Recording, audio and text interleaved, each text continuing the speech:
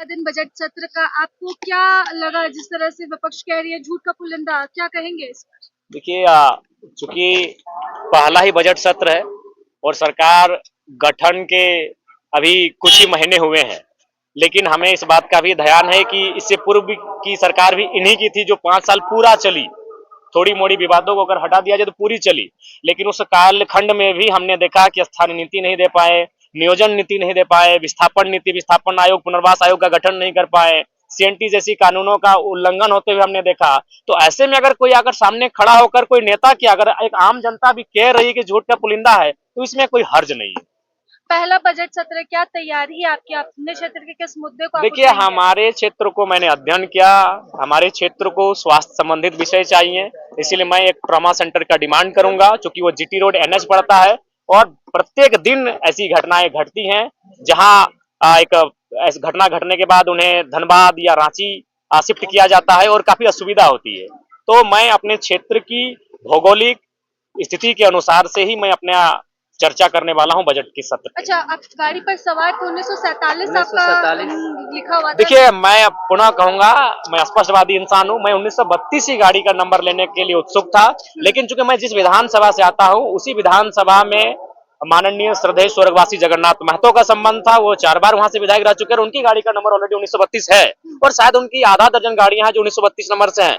तो जनता कंफ्यूज हो जाती है, अगर हम भी 1932 वर्तमान विधायक और पूर्व विधायक, तो कंफ्यूज हो जाती। इसलिए हमने सोचा कि अब दूसरा विकल्प क्या है ना, 32 अगर झारखंड की पहचान है तो 1947 पूरे भारत का स्वाभिमान है, इसलिए मैंने 1947 जो मेरा गाड़ी का नंबर है उसको चयन किया।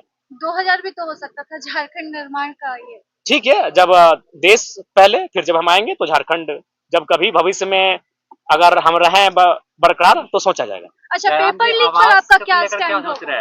देखिए, पेपर लीक पर हम स्पष्ट कहना चाहेंगे, इसमें सरकार के जो अंग हैं उनकी मिलीभगत है।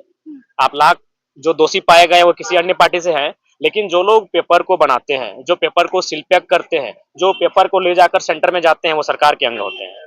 चाहे वो प्रशासनिक पदाधिकारी रहें या कोई रहे, वो सरकार के अंग होते हैं, कार्यपालिका के अंग होते हैं। तो वे लोग अगर दोषी नहीं होते तो किसी राजनेता तक पेपर पहुंचता ही नहीं। राजनेता की हस्ती नहीं है, एक विधायक की भी हस्ती नहीं है कि पेपर जहां तैयार होता है, जहां उसे पैक किया जाता है, वहां तक वो जाए। हम सेंटर तक जा सकते हैं जांच के लिए, निरीक्षण के लिए। जहां पेपर पैक होते हैं वहां केवल सरकार के कार्यपालिका के अंग होते हैं। अतः दोषी अगर हैं तो कहीं ना कहीं उस सिस्टम में बैठे लोग दोषी होंगे सबसे महत्वपूर्ण, उसके बाद जो राजनेता सामने आ रहे हैं वो तो दोषी है ही। तो कानूनी उन पे कार्रवाई हो और ऐसी कार्रवाई हो कि भविष्य में पेपर लीक की सामने जो घटना है वो सामने ना आए। जयराम महतो आवास लेंगे? जी, आवास लेंगे। इसलिए आवास लेंगे कि अगर हम आवास ना लें तो अभी आपको मैं बता दूं, अभी कई ऐसे मंत्री और विधायक हैं जो 3-3 जगह आवास लेके बैठे हैं।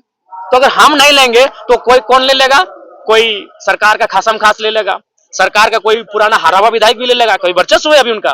तो हम उसको लेके, चूंकि हमने देखा कि हमें अभी 3 आवास छोटा छोटा अलॉटमेंट किया गया है, अगर उसमें अगर दरी उरी बिछा दिया जाए तो 4 से 5 बच्चे सो सकते हैं, रह सकते हैं। तो उस हिसाब से 10 स्टूडेंट मैनेज हो सकते हैं। अगर 10 स्टूडेंट को अगर हम देखा जाए, अगर वो 3,000 रुपए भी महीने का खर्च कर रहे हैं तो 30,000 रुपए वो रांची के खर्च कर रहे हैं धनबाद बोकारो से, तो उनका 30,000 बच जाएगा।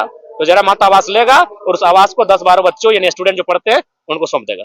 चयनित बच्चे होंगे कुछ या नहीं, कोई चयनित नहीं, रैंडमली जो आके बोलेगा दादा हमको परेशानी है, रांची में हम रहते हैं, हमारा परिवार की स्थिति ठीक नहीं है, हमको मकान का किराया देने में कठिनाई होती है, रैंडमली वो आएंगे, हम उन्हें दे देंगे। पूरा झारखंड या सिर्फ आपके क्षेत्र? कोई भी आएगा, कहीं से आएगा, लेकिन प्राथमिकता क्षेत्र रहेगी, क्योंकि मेरा क्षेत्र है। फिर अगर हम उसको बात का ध्यान नहीं रखेंगे तो अगला बार वही मैसेज जाएगा, पहले क्षेत्र। फिर भी अगर झारखंड से भी कुछ ऐसे आ जाएंगे 2-4 बच्चे जिनको कठिनाइयां हैं, निसंदेह हम दे देंगे।